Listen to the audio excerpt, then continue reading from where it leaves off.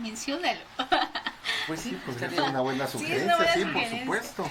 Y entonces, pues, bueno, ni por capítulo. Bueno, no trae ni capitulado. No, a Sí, veces Por lo no. menos un capitulado. Yo recuerdo cuando hice mi tesis, Ujú. capítulo 1, trata de esto, capítulo 2, trata de aquello.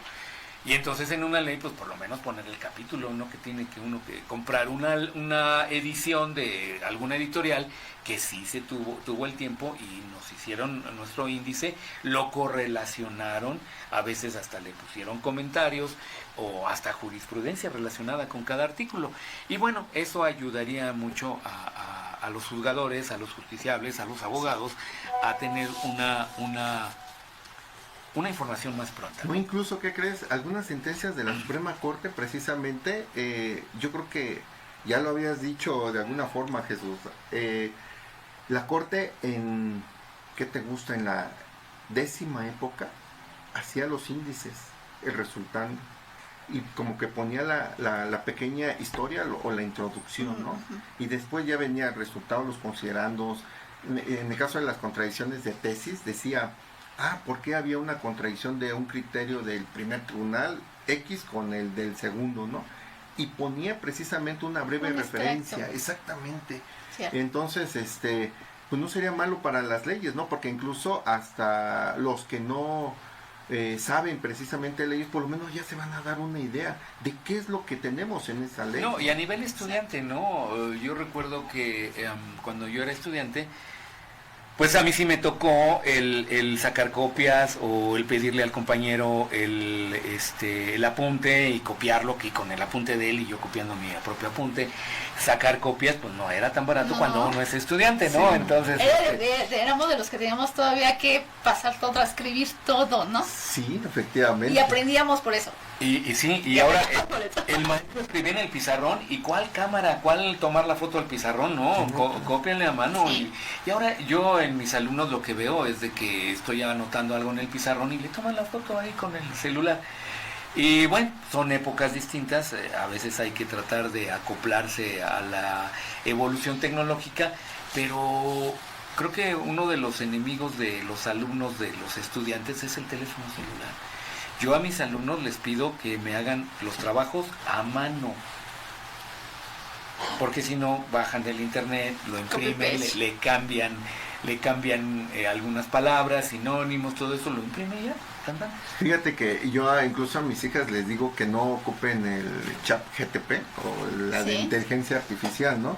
Precisamente digo, si estamos siendo como resilientes, ¿no? En relación a ocupar la ciencia, la tecnología con algunos libros, pero ellos ya de plano sí toman el celular y hacen los trabajos sin... Que mira, que ahorita hablando de sobre esa, bueno, vamos a desviar tantito, pero sobre las sentencias ya están algunos jueces, algunos actuarios checando sobre esta aplicación de Del chat. Pues fíjate que el chat para GPT aplicarlo, hay pero algo, no, bueno, hay algo mejor hay unos que errores. es el Gemini. Y no les voy a decir porque no quiero facilitarle las cosas a los alumnos, pero el Gemini, sabiéndolo usar y sabiendo usar la inteligencia artificial, van a tener un excelente resultado. A lo mejor lo pueden utilizar de manera profesional, pero hoy justamente en la mañana platicaba con un amigo que el nivel cultural de una persona se basa en tener el conocimiento a la mano, o sea, aquí en la cabeza. Porque ahora es tan fácil que le preguntas a un alumno, oye, a ver, por favor, dime, no sé, los elementos esenciales de un contrato, ¿no? Y entonces, pues, lo googlea y ya, mira, es este, y ya. Pero no, el chiste es tenerlo sin necesidad de contar con un equipo que te lo diga, porque entonces ya no se acuerda uno, ya no se esfuerza uno en tratar de recordar, entender y desglosar todo lo que la información nos está diciendo. Pero bueno, nacimos en esta época y hay que adaptarnos y pues esperemos que las Así cosas es. mejoren. Mi querido Osvaldo, por favor, Sí. indícanos. Entonces, el Poder Judicial de la Federación, ¿cuál es su importancia en los juicios de amparo? ¿Por qué tan es importante los amparos ahora sí que para todos los ciudadanos? Ok. ¿Por qué lo necesitamos? Parecería muy trillado, ¿no? Pero en realidad así lo es. El juicio de amparo es necesario precisamente para proteger los derechos de cada una de las personas, ¿no? El derecho a la salud, el derecho al libre tránsito, el derecho a la libre expresión, ¿no? Y el derecho a la vivienda.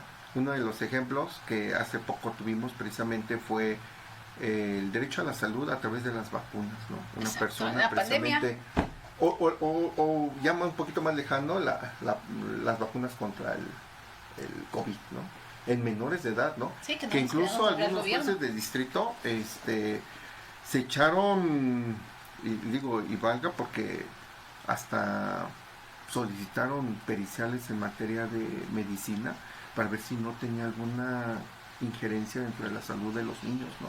Y así poder ordenar la vacuna.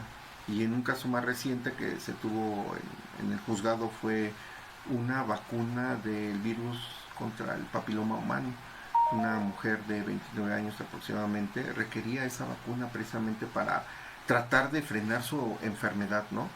Y la institución pública de salud obviamente no se lo daba, ¿no? Y entonces, ¿por qué es importante el juicio de amparo? Precisamente porque a través del juicio de amparo se le ordena a esa autoridad, ojo, siempre y cuando se haya acreditado que sí lo requiere esa persona, ¿no? En este caso la persona sí aportó pruebas, sí aportó elementos, porque luego a veces es lo que hace falta, ¿no? Los abogados litigantes no nos aportan esos elementos para que uno pueda precisamente dilucidar ese derecho, ¿no? Y tratar de protegerlo. E incluso en algunas ocasiones, aun y cuando no los llegaran a presentar, bueno, tenemos la suplencia de la queja y lo hacemos, Exacto. ¿no? Tratamos de proteger ese derecho. En este caso, sí exhibieron los estudios respectivos, las periciales en medicina, se sabía que se requería esa vacuna, se le ordenó precisamente a la institución pública que la vacunara a esta persona de 29 años. Hemos de recordar, y no me dejarán mentir, hay una norma oficial mexicana que precisamente nos establece que las vacunas contra el virus del papiloma humano solamente las pueden inocular en menores de 15 a 12 años, que ese es precisamente el grupo etéreo, ¿no? Y con la pericia. Y solo a mujeres, creo que. Y solo a mujeres, y solo a porque mujeres. ni siquiera hombres. Pero ahí está Exactamente. en una desigualdad. Pero nadie lo ha hecho valer, Jesús. Todos Nadie lo ha hecho valer. exactamente. Porque Solamente las mujeres. Y el otro día estábamos y a partir hablando. de 10 años creo que empiezan a dar algunas vacunas. Estábamos hablando, ¿a quién es mejor inocular? Bueno, debería ser a las dos por igualdad, ¿no? Claro. Pero en una ocasión oí que escuché que controlando a los hombres, controlas a todas las mujeres. Claro. Hablando de vacunas, no al revés. Quiero enviar un saludo a Arely Hernández. Dice, amablemente nos contestó: somos una asociación de comerciantes, la mayoría somos mujeres, sin embargo, hay hombres también apoyando. Arely Hernández nuevamente nos envía un mensaje. Los de SAGI en acción somos una asociación de comerciantes. Y sigue la de Bueno, Diego León. Diego León indica, te hace dos preguntas. La primera, ¿cuáles son los alcances de un juez local? Y la segunda, ¿cuál es el papel que juega el juez de distrito o magistrado en una sentencia de un juez local? Ok, muy Son dos buena, preguntas, creo muy buenas preguntas. Muy buenas de Diego preguntas, León. Diego. Diego, ¿verdad? Sí, Diego León. A ver, vamos ¿Cuáles son los alcances? ¿Cuáles son los alcances de un juez de un juez local? de un juez local? Bueno, los alcances de un juez local precisamente nada más es dirimir la controversia entre particular. Vuelvo otra vez a la diferencia, ¿no? Un contrato civil en donde precisamente no se cumplió el pago de la renta, ¿no? Entonces es dirimir si efectivamente, si no me cumpliste el contrato, ¿qué es lo que tengo que hacer? Bueno, pues demandar precisamente el pago y de alguna forma, bueno, pues sacarlo de la casa, ¿no? Echar a andar la maquinaria del judicial de un desahucio, ¿no?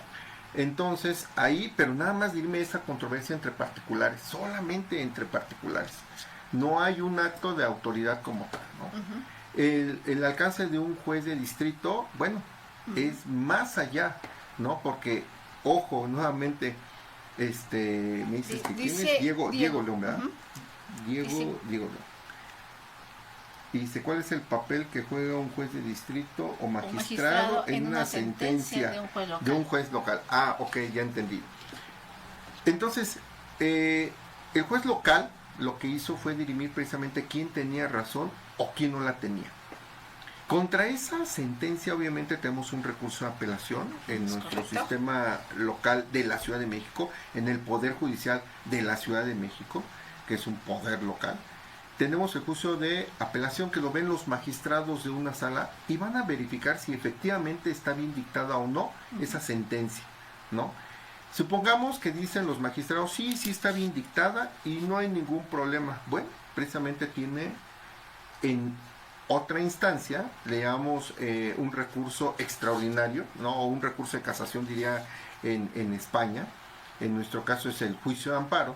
Revisa si efectivamente esa sentencia de los magistrados es correcta e incluso hasta a veces asume jurisdicción para verificar que efectivamente el juez en materia civil, en materia familiar, el juez en materia mercantil incluso, dictó una sentencia respectivamente y conforme a derecho, ¿no? Con el debido proceso, si efectivamente valoró las pruebas, si efectivamente incluso hasta emplazó a cada una de las partes de manera correcta, ¿no? ¿Qué después sucede? El juez de distrito, en este caso sería en materia civil porque estamos hablando de un contrato, efectivamente verifica todo el procedimiento de los magistrados y de un juez civil. Posteriormente, no queda ahí la cosa, tenemos el recurso de revisión que precisamente lo ven los magistrados de circuito e insisto, del Poder Judicial de la Federación. Ahí ya iniciamos con a nivel federal. A nivel federal, Exactamente. ¿no? Exacto. Y entonces, ¿qué hacemos? Verifica precisamente ese tipo de sentencia, ¿no? A través del amparo directo. Ve si efectivamente fue dictada conforme a derecho, ¿no? Uh-huh. Ojo, los jueces de distrito jamás van a poder soltar a un delincuente, jamás van a poder emitir una sentencia que no sea conforme a la Constitución y que no sea conforme a las leyes locales. Y sobre todo con todas las pruebas que hayan aportado cada una de las partes, ¿no? ¿Qué es lo que tenemos que hacer? ¿O qué es lo que tiene que hacer un magistrado de circuito precisamente a través del amparo directo? Es revisar la sentencia de los magistrados del Poder Judicial local. Después, si hay alguna cuestión de inconstitucionalidad, de alguna interpretación, bueno, esto subiría a la Suprema Corte y ya en su momento la Suprema Corte determinará si esa ley reclamada como inconstitucional en contra de la Constitución, en contra de nuestra Carta Magna, ya determinará la Suprema Corte si efectivamente es inconstitucional y si es así, ya emitirá la jurisprudencia o la tesis aislada según corresponda, ¿no? Podría llegar hasta la Suprema Corte, pero si no hay alguna cuestión de inconstitucionalidad, obviamente los magistrados del Poder Judicial de la Federación, magistrados de circuito, verifican si la sentencia del magistrado y del juez del Poder Judicial local estuvieron correctos. Muchas gracias, creo que sí quedó muy clara tu respuesta.